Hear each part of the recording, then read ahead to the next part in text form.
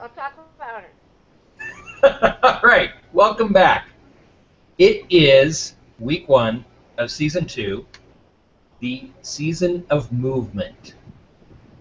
The entire season is planned out all the way through to December, and thanks to Stephanie, because I couldn't have done this without her. And we're going to be talking about movement in your small business. But we figured we'd start, well, at the beginning. Right, Stephanie? That's right. You got to start somewhere, so let's start at the beginning. So it's the inception of movement. It's kind of a continuation of our chat with Alex, because we just had so much fun talking about movement a few weeks ago. So we are back, but we've actually taken the entire theme of movement and we're extending it to become an entire season. Stephanie? Yes, do you sir. want to start talking about some of our new ideas right now for the show? Or do we want to move into movement for a little while and kind of break the show up? We didn't talk about that. We have spent so much time planning this week, it's ridiculous. And we don't have that plan. Well, I have to say it's always challenging with the two of us. So thank you, Dennis, for bearing with me. Me being on the absolute, it needs to go in every single box, and Dennis saying, we need to leave room for serendipity. So, so Dennis and I are kind of all planned out, both of us from our unique perspectives. But I think maybe since we've got Alex, who we know very well, and Gina, who we know very well, and Melanie, who we don't know so well, maybe we should start something new by introducing Melanie and talking to her a little bit. I like new. And Melanie's here because, well, she just might be the first member of our new project. And if you notice in the chat from the event, Melanie was kind enough to talk about the power of mind mapping with Inception. It was a great post, really in-depth. I loved it. And then I went, okay, I've heard a lot about mind mapping. I want to understand mind mapping. And she was kind enough to jump in here, spend about 15 minutes in the green room teaching me about mind mapping. And then we just kind of didn't let her go. So, Melanie, tell us, besides being the Jedi Master of mind mapping, what else are you all about? Tell us about yourself. Hi, I'm Melanie MacDonald. Thanks for inviting me in and keeping me here. I'm a consultant for small businesses. I basically do a lot of brand identity and outreach strategy consulting. Mostly it has to do with the strategy. Before you can do your outreach and promote yourself, you have to know what your strong brand identity and reputation are. And you have to know what you want them to be, and you have to cultivate them to be what you want them to be. So I help small businesses and nonprofits figure out what their messages actually are in framing them in terms of benefits to the clients, not how great they think it is, but the recipients of these messages, what's in it for them, because that's really all they care about. And then where to find their audiences that want to hear about their stuff and how to reach out to them.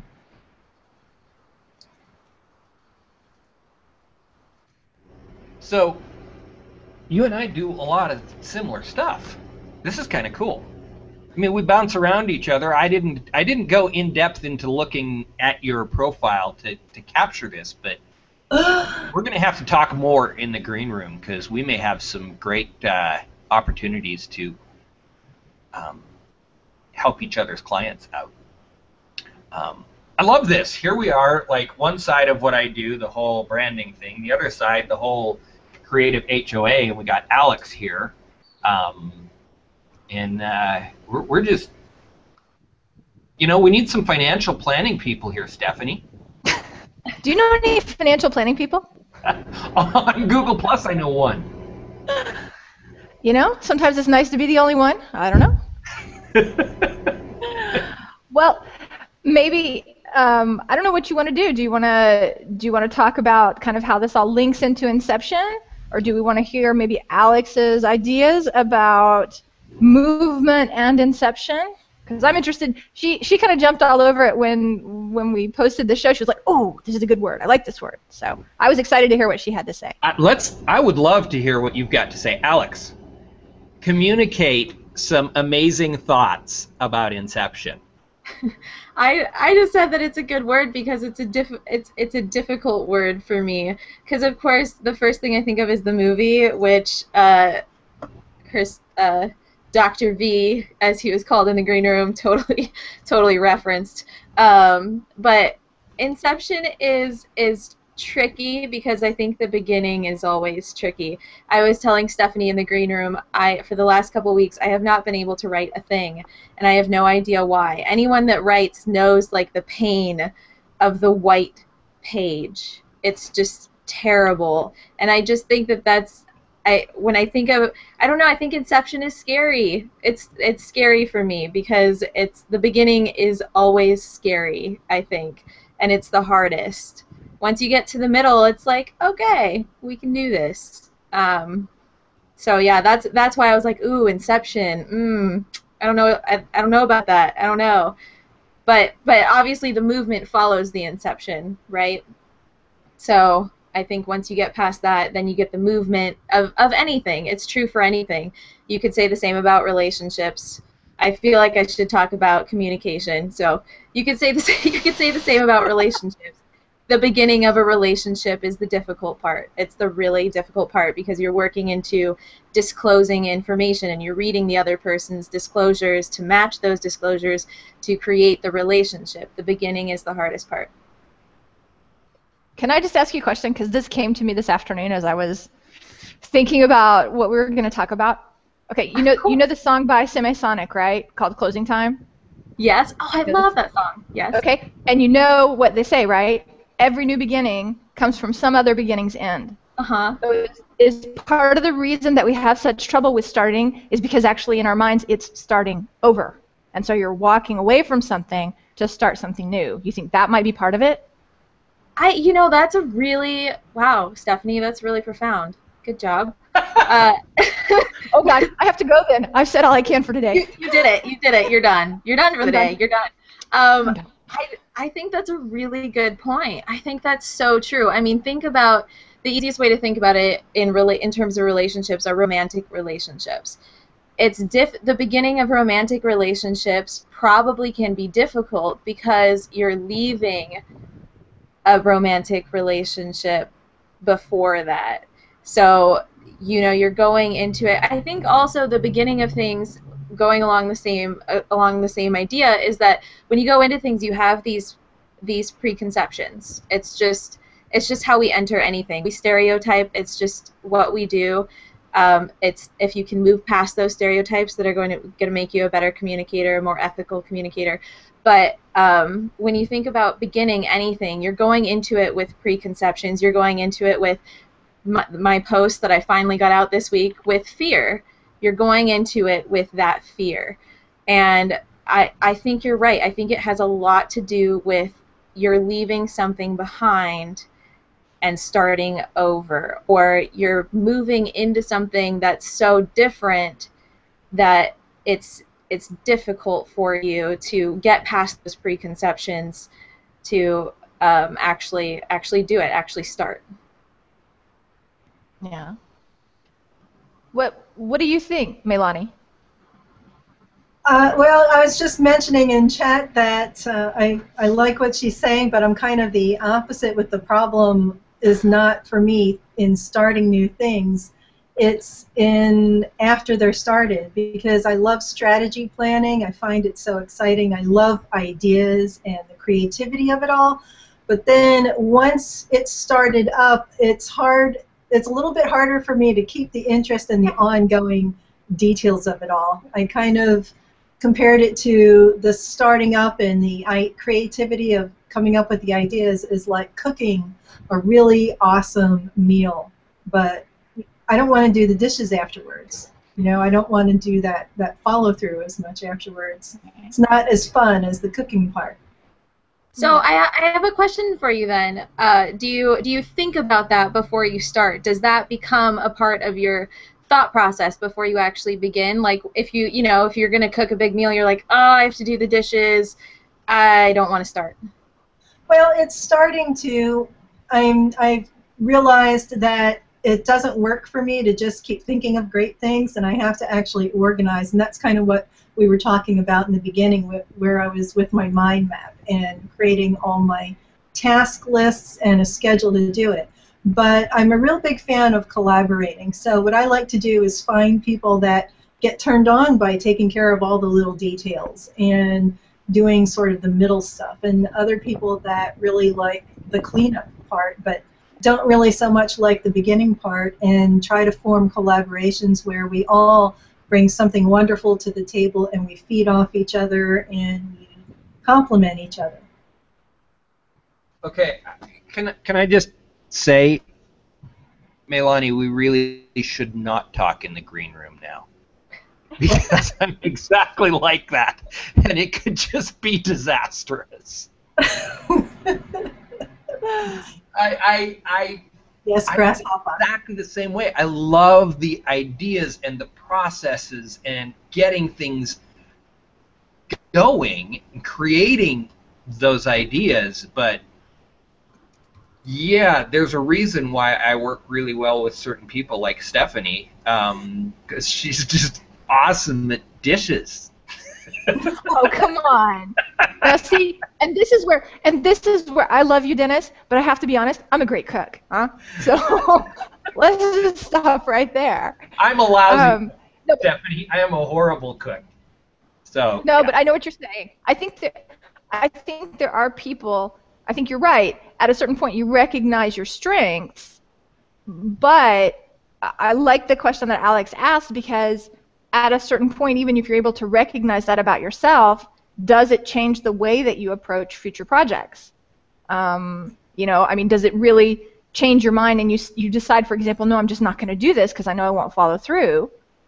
Or for someone who's, my problem is kind of the opposite. My problem, I think, maybe is, Alex and I think, are going to agree on this one. My problem is I have a hard time starting, and I find all the reasons not to start.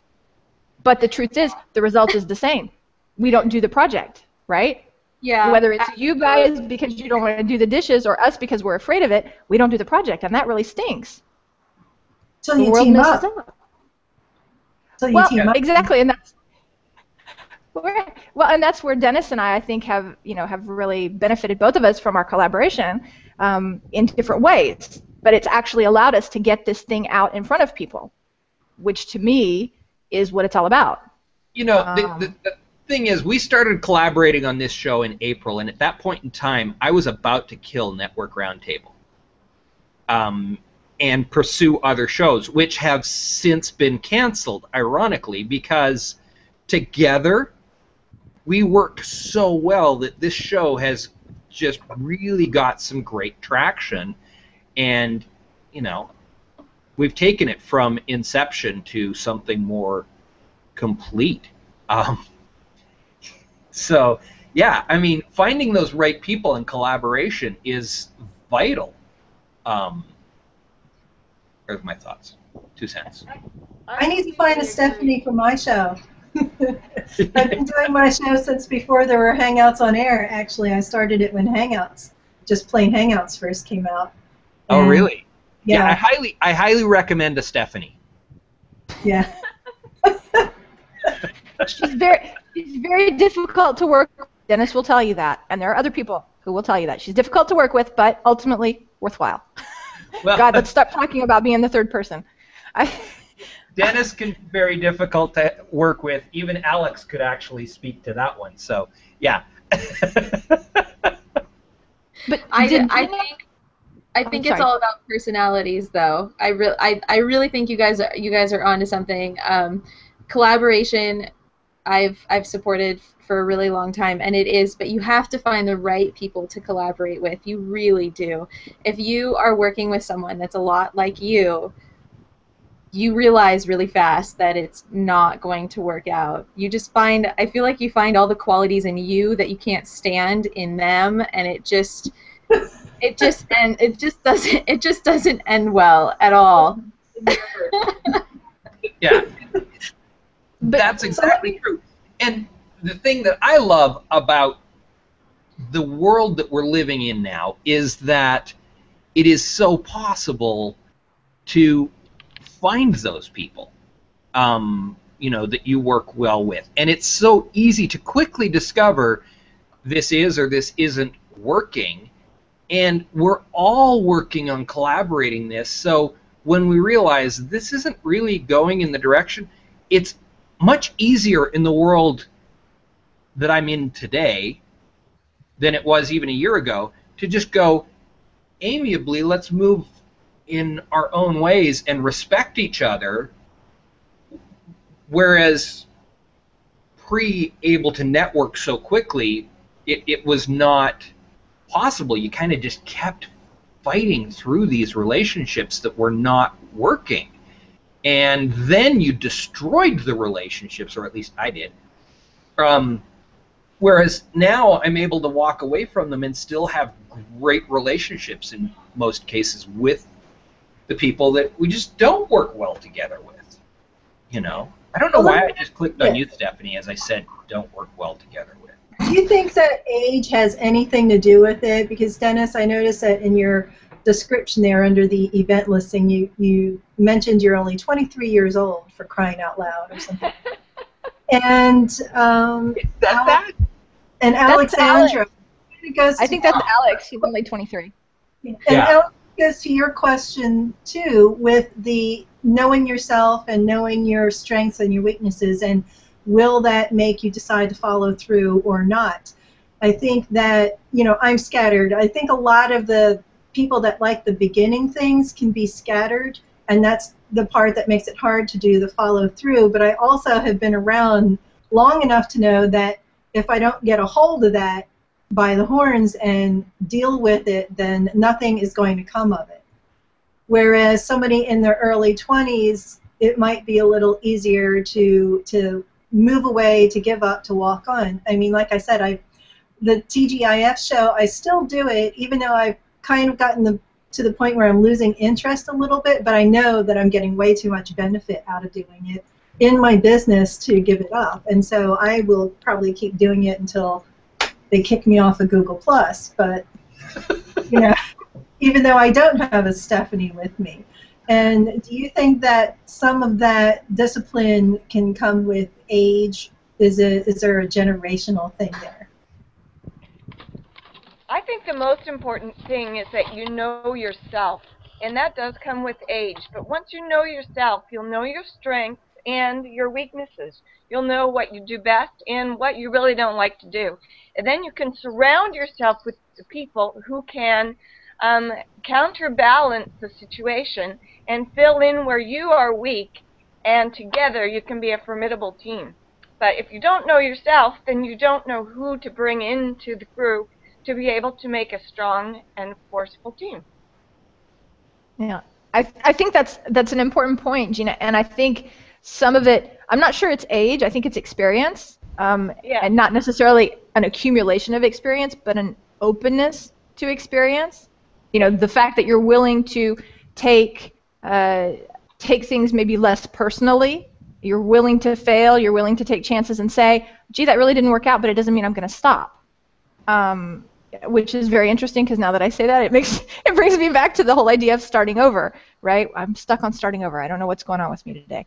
But I do think that that's a super interesting component of it. How much of it is your understanding of yourself and your ability either to let go or to walk away from something that's not right and to try again or to start something new. Yes, I agree. Yeah. Have we had too much stress? Do we need to stress release now, Dennis, even though James is not here? I'm feeling a stress coming on. James is out stressing himself out, in my opinion. Yeah, I don't know what he's doing, but... James is getting a new tattoo right now. What is... Man, jealous. Yeah, I know. You wish you were out doing that.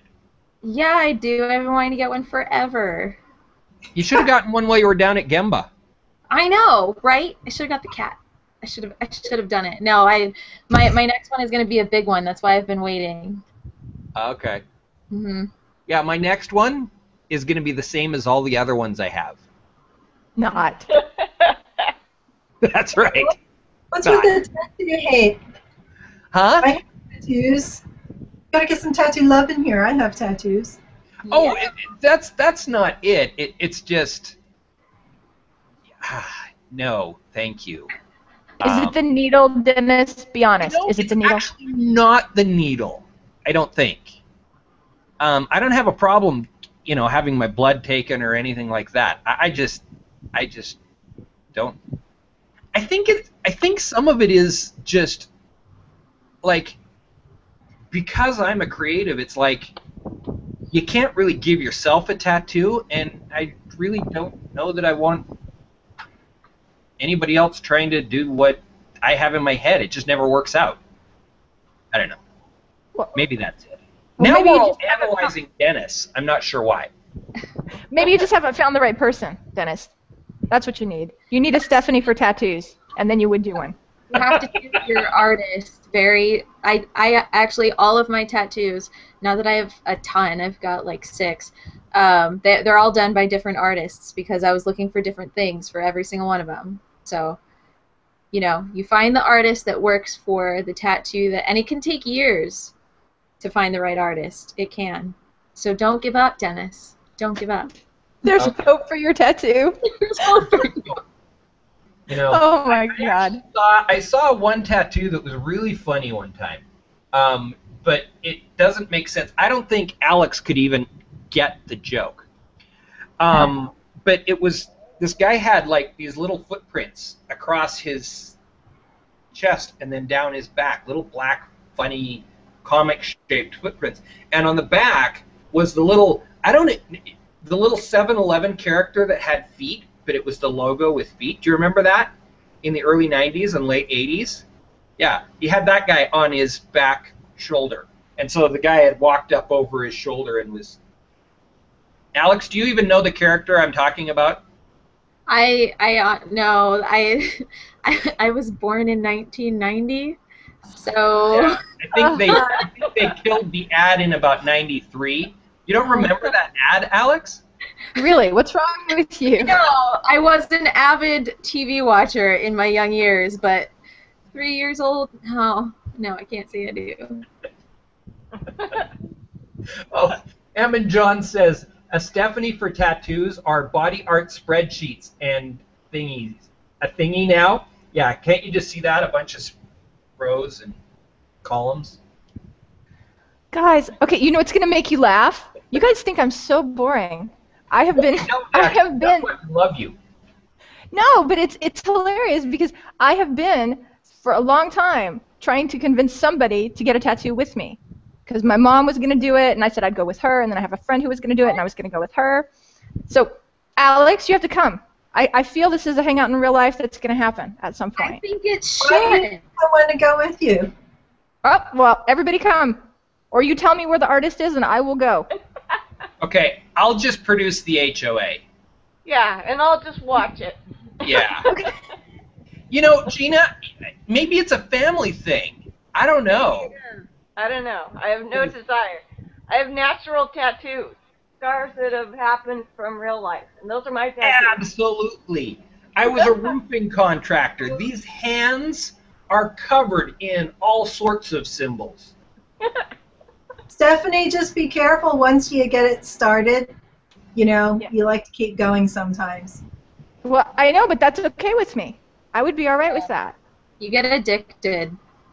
Yes, that's kind of what I figured would happen. But I already have a great... Anyway, we're not going to turn the show into a show about tattoos. But I have a whole plan. Huh? You know me. Even for tattoos, I have a plan. Well, That's okay. That's okay. I kind of do too. Like for all of my important family members, like my grandmother passed away, so I have a tattoo for her, and I'm already planning the ones for when my parents and my sister die, and they're cool with it. They're cool with the fact that I plan it out. Well, if you're going to mark something permanently on your body, I think you should take some time to consider what that means. You ought to plan it a little bit. Yes, yes. I fully support that. Yes. And don't go drunk. No, no, Please. no, no, no, no, no. So there is a proper inception to the movement of getting tattoos. Is that what we're saying? Nice, Dennis. Way to reel it back in. I love it. Here we go. Bring us back. Bring us back. Bring us back. We were up there in the stratosphere. We got lost. We're back now. Okay, so I think this is a great time for us to take a moment and describe our new concept moving forward. Stephanie, do you want to start with that? Moving forward. I like that. That was good. Forward. Yes. Where is Network RoundTable going? Well, this season we're going on a journey, right? We're gonna talk about how movement impacts the different points of growth of your business. So we're gonna spend some time talking about getting started. We're gonna spend some time talking about how you can accelerate and grow faster. And we're gonna talk about direction, how you understand the direction you're going, and then something that's really hard for a lot of people, how you change direction. And then what we're going to do towards the end of the year is we're going to talk about slowing down, because you guys who know us know that we have kind of a different approach to business, and we think that you as a person are an important part of your business. And so I think and Dennis, I think you agree with me here, you'll jump in if you don't, but I think it's really important at points in your business to slow down and kind of take stock and say, okay, where am I? So that then you can come back renewed and refreshed and with maybe a different point of view that's going to help you go to the next level. So we're going to try to follow that through the end of the year, and hopefully we're going to have a few surprises for you guys along the way. But I'm really excited about it. In case you couldn't tell, I'm very excited about it. So. Yeah, I am too. And we're going to change things up a little bit as well with regard to the panel. We've called our main guest, our +1 guest, from the inception of this show. Where's the drum roll when you need it? Oh, sorry, I was off. I'll get it. But we're now going to call them the +1 superhero, and we're going to be we've been bringing in like Gina and Sherry and James, and we're going to open that up to a larger group. It may still include those people. It may include other people. We want to build a network of people who really believe in this philosophy of a more ethereal business model. I like to call it the Zappos model. But the idea that business is not only about the columns and rows, but it's about the interactions between the human beings. It's about the psychology. It's about a lot of other things besides just, bottom line.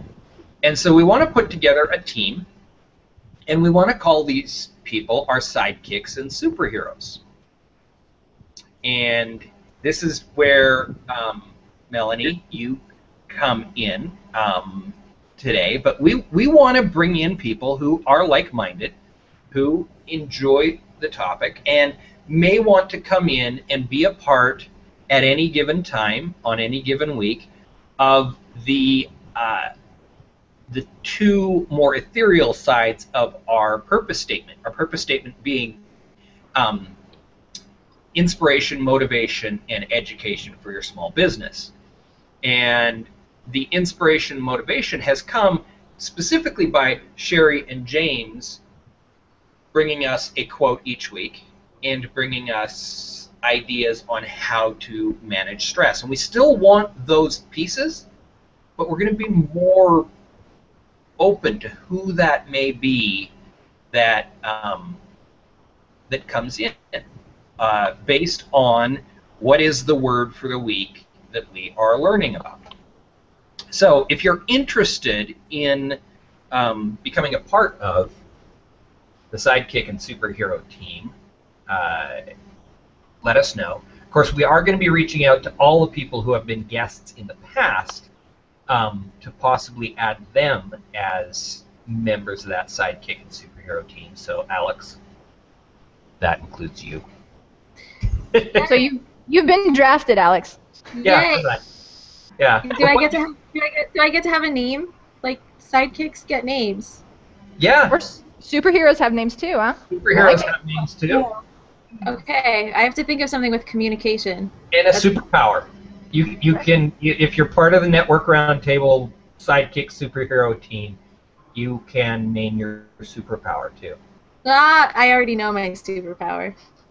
I can What's take your any superpower? subject and make it about communication. That's my superpower. I did it with my students one day, and they were just mind blown. It was great. They were business students, so it was super easy. But Because they're not smart. They don't know anything. well, no, it was.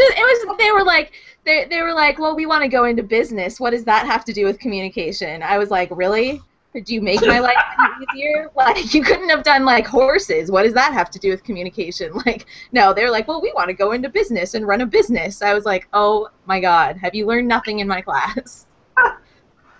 Okay, I agree. They deserved a smackdown for that. They Yeah. did. Yeah. Yeah, totally. Yeah. So, and my superpower, and I've also done this in a class setting after the MBA class that I taught back in like February. After the cameras went off, the class went, okay, so these HOAs, yeah, you're all this about these HOAs, but, you know, how can you really use that in a business? Well, these students were writing, their assignment for the season was to write a marketing plan for real businesses that were startup businesses. And so I said, so what, you don't think that this is an effective tool in your marketing strategy? Well, tell me your business and I'll tell you your HOA. And they were floored. Like, strange business after strange business having nothing to do with each other. And they're like, wow, we can see how that could actually create engagement and build our brand. Yeah. So that's my superpower. I can turn anything into an HOA, including driving a car. And you can turn an HOA into driving a car, right? I can do that too. We've done that before. So, hey, you know what, guys? I just wanted to bring something up because Nick Cardo's in the audience, and he came up with something that I think is very cool, as he often does. He says the bottom line is that it's not only about the bottom line. That's Okay, very hold on. true. I didn't. Can you say that again? I'm bringing up sound effects here because The bottom line is that it's not only about the bottom line, which I love. I think that's great because that's one of the things that, especially finance people always get accused of is my computer is running so slow. I swear I really did reboot it. I so, think that's really good. yeah. So I That think is- that's great. That is great. There, and speaking of communication, Nick Cardot, there's a great communicator right there, right? Alex, wouldn't you say? Yeah, we get along really well. We've had a couple of private messages here and there because he's a psych guy, and communication is the bastard child of the social sciences. We steal a lot of our theories from other places, one of them being a lot of psychology. So yeah, we get along famously. He likes to test me every now and then, but otherwise it's great. It's a great relationship. He's a great guy. I love Nick. Yeah. Yeah. I just throw this out there, Stephanie. This is a private thing. Nobody else will get this, but yeah. Our little conversation the other day Yeah? about the psychology of money. Yeah. Anyway. Yeah. So, yeah, we're putting together this team, and we would really love to have you join us in putting together this whole season about movement and how movement is vital to your small business. It's absolutely vital to the success of your small business, because if you're not moving with it, then you're going to sink at some point. You've got to keep an eye on it and keep an eye on your target market and your audience and your campaign and your marketing campaign, and then move and adjust with it so that you're able to continue to be successful. Otherwise, if you just stick with one plan, you're going to sink. Yeah. Change is the only constant. You've got to be able to handle it. That's right. And embrace it and use it to your advantage. Mm-hmm. Absolutely. Absolutely. And, you know, I got to say, I mean, this is the first produced HOA since, like, nearly 3 weeks off. And I can't believe how rusty I am. Maybe you're just tired, Dennis. I wore you out with all the planning. You got nothing left for the show. That's what happened. No, it's like managing the comments and managing the sound effects and holy cow, like that stuff was just so. And I am struggling today. It is definitely the inception of me needing to get my skills back up. Well, you're looking fine, so don't worry about it. Yeah. Thank you, Gina. Well, why don't we try to reduce your stress, Dennis? Oh, I'm not stressing at all. I'm not stressing in the least. I'm just shocked. I'm like, holy cow. There's a lot to do as a host. Oh my gosh. Oh, isn't it crazy? It's like when you're running these cameras and, yeah, Alex is shaking her head, right? Yes, yes. I know Having all recently too well the difficulties of hosting HOAs and produced hangouts and all that jazz. I have my second episode of the show that I do with David Amerlin next week, and anytime I do a show with him, I just like freak out for a week because I just, you know, like, it's David Amerlin. I want it to be perfect. I know he doesn't care. He can go with anything, but I'm like, oh, I want it to be so perfect because it's David Amerlin, so I like don't sleep for a week, and then I just look tired the whole time. But it's so much work. It's so much work. I feel your pain. There's just a ton that you're managing, trying to stay on top of all these little things. And then I had this great idea that I was going to, you know, add comments and pictures into the thing in the middle of it. Yeah, Stephanie, we're going to have to do a little more planning. I think I might have to share some of that responsibility. Okay. You let me know. I can do what I can. You know me. I'm a little technically challenged, but if you teach me how to do it once and I have to do it that way all the time, I'm all right with it. I can do it. And I'm actually working very hard right now on building that exact thing that you're talking about, the step-by-step tools, so that I can share some of this responsibility with others on a really big project I'm working on that I'm not yet allowed to talk about.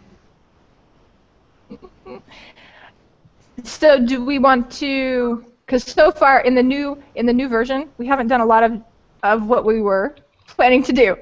No. We've done a lot of education and we've done a lot of education. Oh, yeah. Sorry. So, yeah. I am going to share the quote. So earlier I shared the quote that I had come up with on Inception because I was pretty sure Sherry wasn't going to be here. Now I'm going to share an even better quote from Walt Disney, which Stephanie gave. And if you notice, everybody that's out there in the audience, I am sharing these in 3 different ways.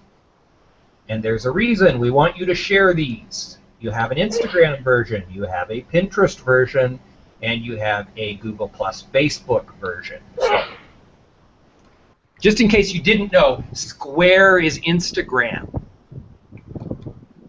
Okay. Yeah. So the quote that I just threw out there right now is, the way to get started is to quit talking and begin doing. You know what? I think that's a perfect quote right now. Because, you know, we haven't been doing the things that we've normally been doing in this show. Right. We've been talking. And hopefully it's been useful, right? I'm sure it's been useful. Accomplished. Yes, but we've been doing education, and now it's time for motivation and inspiration. I am with you on that one. I agree. Why do you say it like that, Stephanie? No, because you know me, I'm a planner, Dennis, and it makes me nervous when I don't know what the plan is. And so I was like, this is Steph being zen. I'm going to be zen. I'm going to hang with it. I'm going to be cool with it. But now we're over half an hour, and I'm starting to be less cool with it. As you can tell, I'm getting a little warm. Now, my air conditioning doesn't work, so it could be the house, but... Oh, no. You're looking pretty red, too. Yeah, You're it's really hot. Logo. All of a sudden, it's really hot in my house, and so I don't know if this is just I've had all the zen I can take, and now my body is reacting, or if it's actually just that the air conditioner's been off too long. Okay, so let me throw it out there. Since we don't have James here to talk about a stress relieving topic, does anybody have any ideas that they can share with us, either from the panel or from the audience, about how to deal with stress? Well, I found with my businesses that one of the best ways to deal with stress was actually to have a set of weights beside my desk. And so I could be on the phone going through a very difficult situation or conversation with a client or customer, and I could pick up my weight, and they wouldn't know it because I'm on the phone, but I would be doing squats or lifts or whatever. And I really found that by the end of it, first of all, I'd make sure I wasn't totally out of breath so that they would know what I was doing. But by the end of it, I felt much better and much able to cope with the difficulties of the situation. And the endorphins that are caused from working out actually help to make you deal with a bad situation even better. So I found that wonderful. Wait. Yes. Stephanie, pick up some weights. Go get some weights. Hold on. What have I got? I don't have anything nearby. No, but I mean, I think that it's a physical. I agree that there's a physical component, right, to the stress. Yes. And so what you got to do is you got to find a way to get past it. So I try the breathing thing, but that doesn't work so well on an HOA because you come across as like, you know, the heavy breather guy from whatever movie that was. Or Darth Vader. You come across as Darth Vader, right? So, you know, there I am like, but that's cool. You guys love me. I'm fine with it. And it's gone now. Oh. There. That's a good stress reliever. I've got both of mine sleeping next to me right now. Thank God Tigger is asleep right now. Otherwise he wouldn't be inside.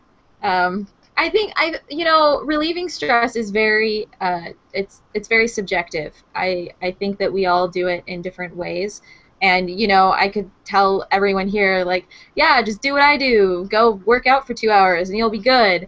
Most people find that more stressful than stress relieving, but it works for me. Some people just need to sit with, you know, a pint of Ben & Jerry's, and if that's what you got to do, man, that's what you got to do. It's very subjective, I think. So yoga works too. You don't have to do that for 2 hours. Yeah. Support groups and collaborations, again, is really key for me. The people that I collaborate with, especially on a particular project I'm working on right now, we're also very good about when we have our weekly meeting, we actually assign 5 minutes to each person at the beginning of the meeting to vent, if they want to vent, or to go over all the wonderful things that happened that week. And that kind of helps a lot. Helps put things in perspective. Because then we get the support, but we also then can get down to business because we got the support out of the way. Yeah, that's a great idea. And I think the advantage, if it's in a team environment, is obviously it helps everybody feel more part of the team, right? Yeah. Because, you know, if people are there to hear you not only when things go well, but when things go poorly, then they're like, okay, I can relate to this person as a human being. It's not just the person who's in charge of the design or the website or whatever it is. So Right. I think it's got a double benefit there. That's really smart. I like that.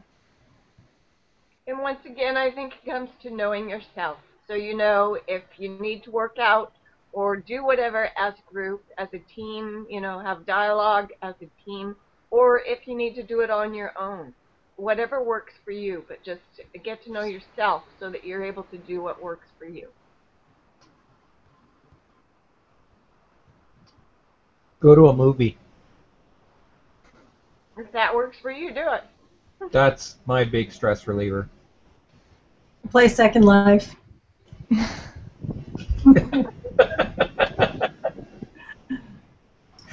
Yeah. Oh, man.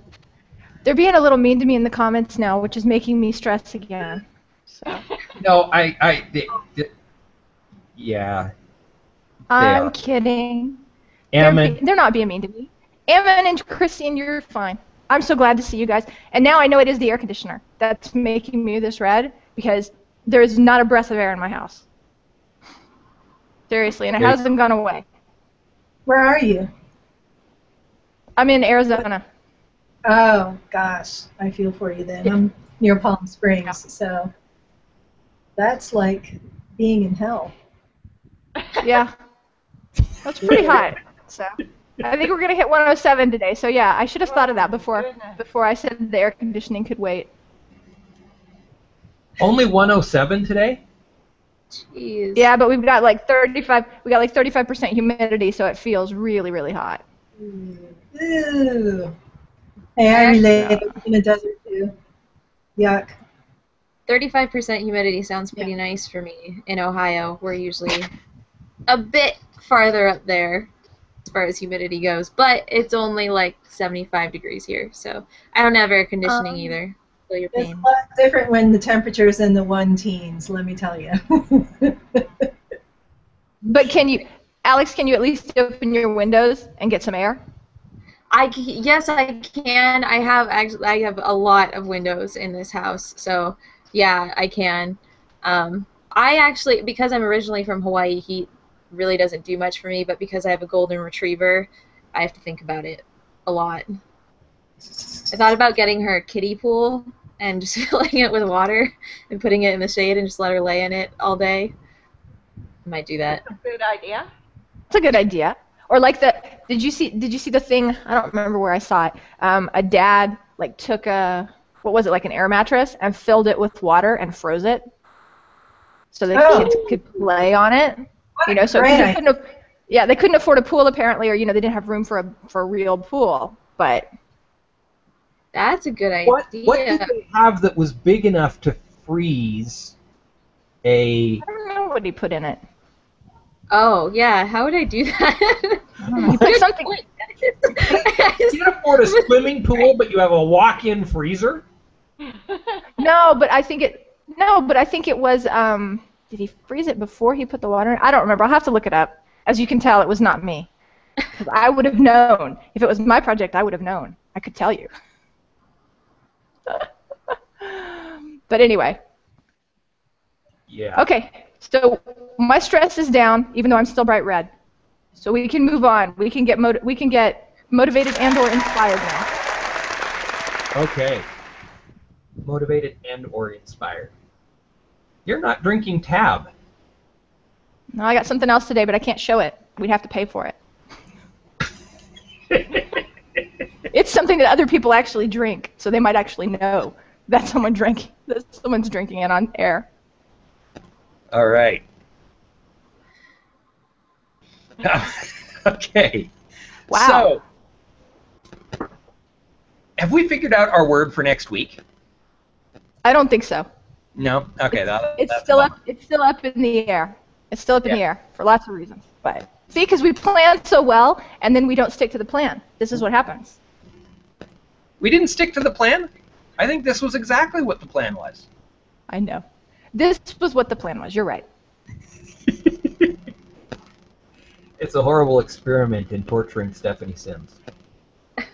But how am I holding up? Let's be honest. You know, I think people in the comments think I'm losing it, but I'm not. I'm No, okay. you're holding up really well. I'm quite impressed because I know what it's like to try and be on a hangout when it's 110 degrees.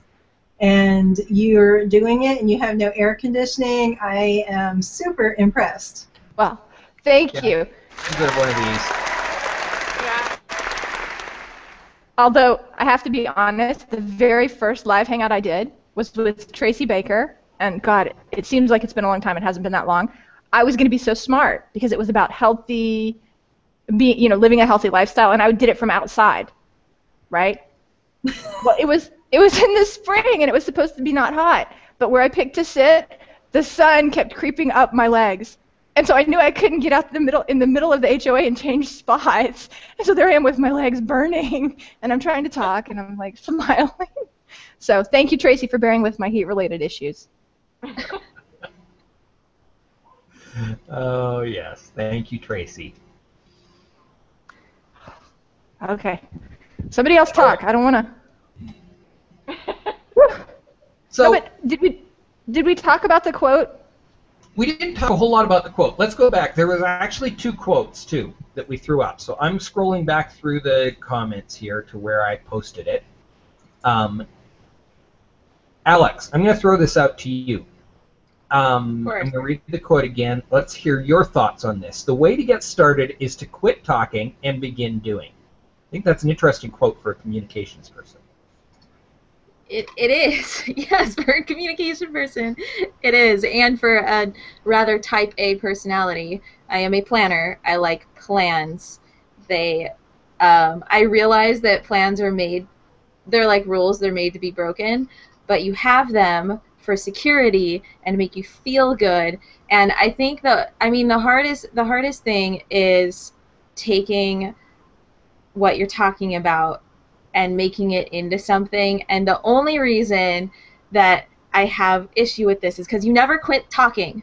You keep talking the whole time. You always communicate. Always, always, always, always, always communicate. If you're not communicating, then then the doing isn't going to do what you wanted it to do. But I think there is a balance that you have to find between the planning and the talking and actually making the plan into something. It's not going to be exactly what you wanted it to be, but it should still have those core concepts that you started with. So that's it's a great quote. And actually one of the things that is the most difficult about studying communication is we can study the way that people say things, but we have a really hard time actually studying how those become behaviors. That's the hardest thing for us, because people can say whatever they want to say and do something completely differently. And there are tons of theories that study when people say something and do something different, or when they say something and we think they're going to do what they say. We try so hard to study that, but it's really, really hard for us to actually study that they said it and they did it and actually connect the two. So there can be a disconnect. It's a good quote. It's a good quote, but don't ever stop talking. Ever. Bad idea. That is a bad idea. Well, and I think maybe you could look at the doing part as also the communication is part of the doing. You know, that's what when I listen to what you say, Alex, what it sounds like to me is part of your action, part of building your team or getting where you want to go has to be communication. But, you know, to me, I think there's a big difference between saying exactly what you're saying you're going to do something and then not following through. Absolutely, absolutely, and it's so hard. Maybe Nick has some sort of psychology to throw in here, but it's so hard to know if someone is going to say is going to do what they actually say that they're going to do. It's really, really hard to study that unless they're like, you know, you study them for a while and you're like, oh, you're just an impulsive liar or compulsive liar. Okay, you got it. Good. But it's really hard for us to, because there's so many factors. There's so many factors that go into the in-between. There are so many things that could change what you say to becoming what you do. So it's really hard to study that, and I think it tends to be rather subjective. One of the most valuable professional development courses I ever went to was on communication styles, because in team especially, people are often focused on the same goal, and they really want to get there, but their different communication styles are clashing, where one person isn't understanding what the other person is saying, and they're getting a different message from the first person is saying. They end up understanding each other better by learning their communication styles and learning how to speak to them in the style that the other person is comfortable with. They really learn to get their message across better, and it's better to get buy-in on your project, and it's easier to build those positive.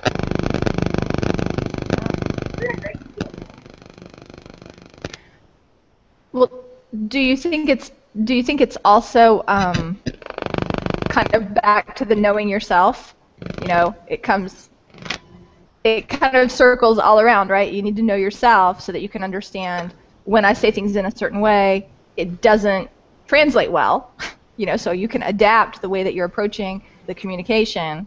And yeah. I don't know, to me that circles back to the doing. You know what I mean? Some of it is you take the information and you move forward on the project, but some of it is you take the information and you use it to move forward on yourself. Well, it's knowing yourself, but it's also knowing the communication method and style of the other person, because if you're saying something to me that was normally something that I might get a little offended by, but I understand your communication style, then I understand what you're saying, and I get your actual message across, which is complimentary rather than offensive, then I can take it in a much better way because I understand where you're coming from too. So I think it's a little both. I think it's a lot of both, and knowing yourself once again is a very important part of it. If you're delivering poor or low quality content to your client, and it's not your style, you're just doing it because you read it somewhere and you think it sounds good and you should be saying it. Well, if that's not you, you might be sending your clients straight to your competitors because you're not coming across as real.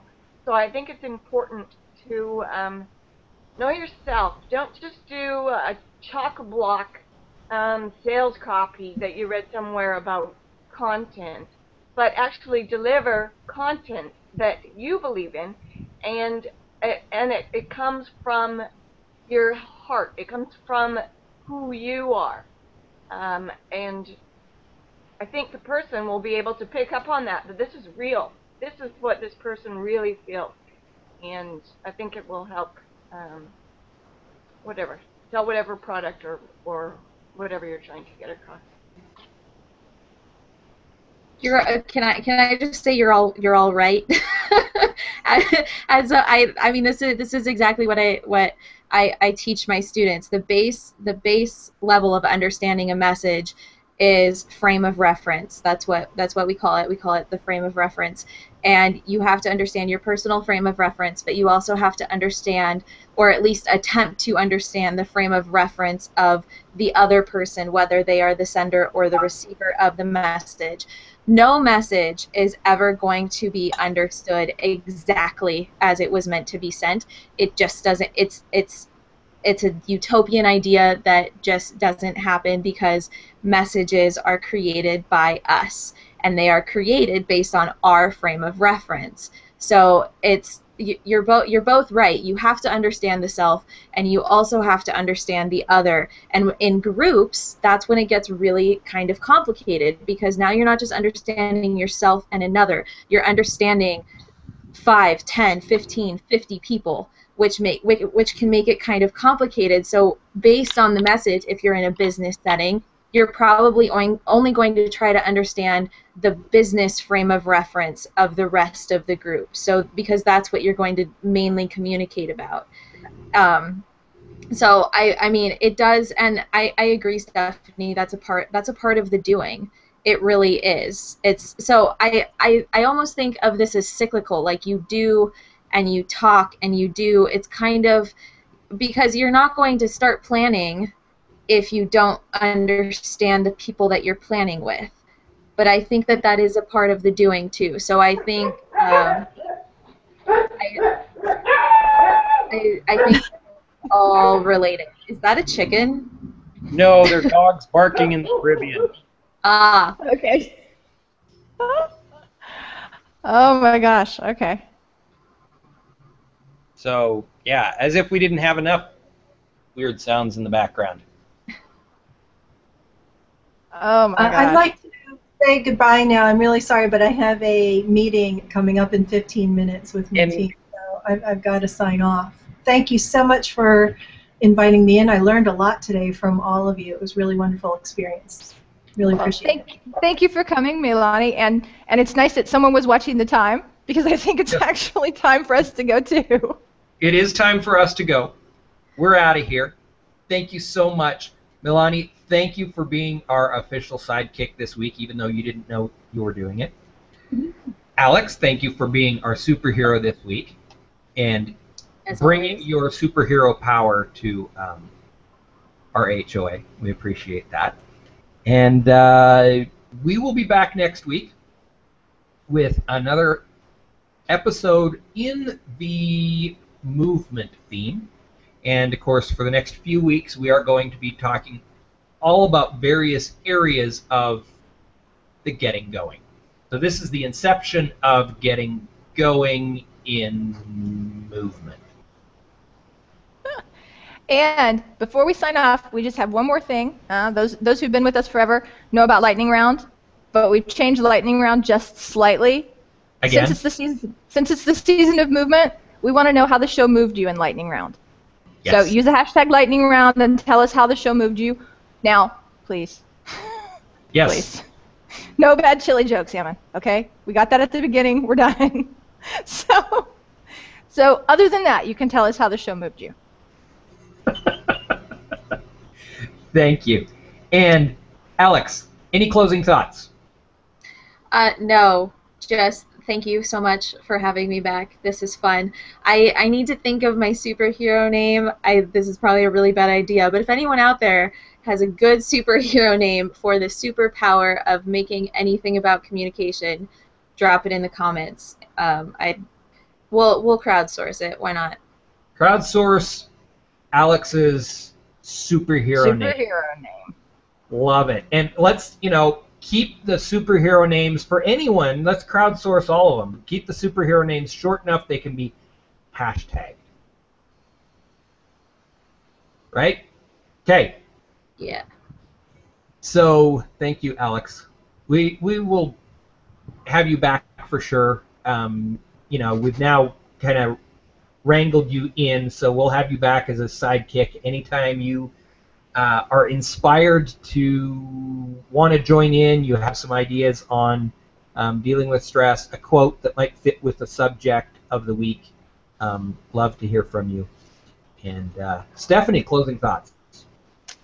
Well, I just want to say thank you so much, Dennis, already for agreeing to have me back for another season, because I know sometimes as I say to a lot of people, I'm an acquired taste. So I am glad that you appreciate me. I want to say thank you so much to Alex for joining us, and it's always a pleasure to hang with you, and to Gina and to Melanie as well. Melanie, it was a pleasure to meet you, and Gina, thanks so much for hanging out and giving us the benefit of your wisdom every week. So I'm super excited that we're back, and we'll see you guys next Friday. Yes. Gina, closing thoughts. Well, I think the show went really well because it was a like-minded group of people who were able to add a little bit of different perspective, but all along the same lines. And I think that's what makes the show so successful, is that we do think alike, and we can help each other out, and hopefully help you people out there out with your small businesses. So I think we work well together. All right. And Ammon asked me to do my closing thoughts is an interpretive dance. Well, I was planning on having, I've got a really cool song segment that's going to be our closing piece, but technical difficulties have made it impossible, and I just do not dance without music. Well, why don't you come sing? on. No, no. No dancing. But if I get the technical difficulties fixed, maybe I'll do an interpretive dance later. No dancing from Dennis today, then. Nope. Thank you, everyone, for joining us. Monday, I'm actually going to be on Mark Seidel? Mark Seidel's show. Yeah, thanks to Christine. I'm going to be on Mark Seidel's show talking a little bit about this and some other cool projects that I'm working on. So come join us there. And we will see you guys all next week at 2:42 on Friday for Small Biz Happy Hour. Thank you so much. Thanks, guys.